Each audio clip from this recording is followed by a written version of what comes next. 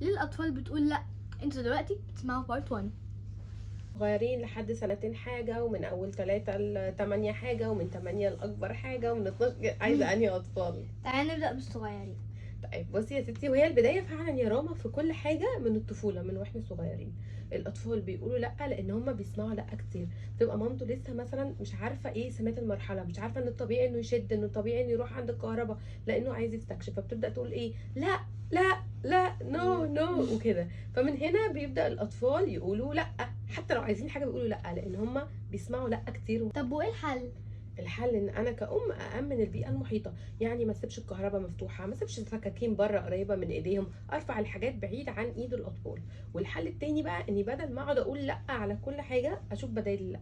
يعني لو انت مثلا كنت رايحة بتلعبي في الكهرباء اقول لك راما تعالي احنا بنلعب بالالعاب، فشتتك في حتة تانية وملفتش انتباهك للحاجة علشان ما تروحيش تعمليها اكتر.